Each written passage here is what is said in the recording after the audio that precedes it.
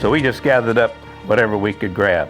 We didn't even bother to rescue anything. You start to get a feel for the power that's going on, that you're not going to be able to stop this. It is just going to keep coming. It's just a sickening feeling. When your house is ruined, you got nothing, it's just devastating. More than half of Californians believe that earthquakes are their greatest natural disaster threat. But in fact, it's not earthquakes or even wildfires. It's flooding. All of the kitchen nook area was piled, heaped, the chairs. The refrigerator was in the center of the room, tipped over. The water level here was above the windows, of course, all the way around. It was about probably 9 feet deep. The wall of water is devastating. And I had just built a new house. I was married, had 2 children.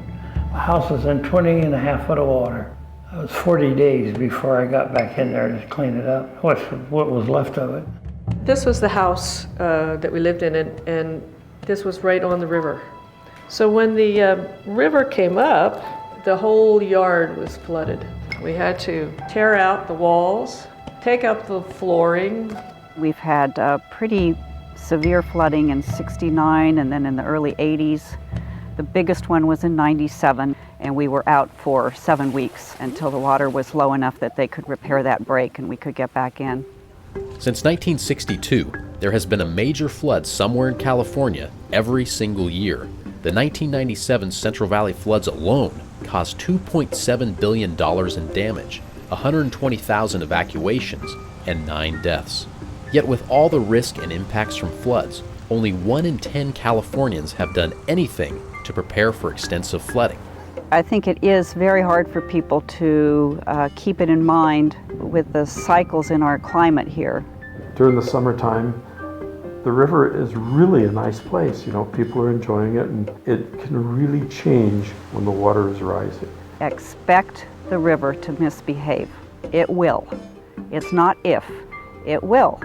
Even if you don't live directly near a river or a levee, the natural topography of California, especially in the Central Valley, creates many low-lying areas. This puts a lot of people at high risk for flooding who may not even be aware of it. But many who have suffered great losses to flooding knew there was a risk and were still caught unprepared. I think people just see a very nicely developed bunch of houses and it won't affect them. They wouldn't let you live there if it was a problem, right? I should have known better, because I went through the 1955 flood.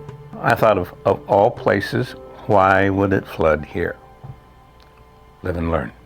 I don't think we had a plan for Evacuating? No. evacuating.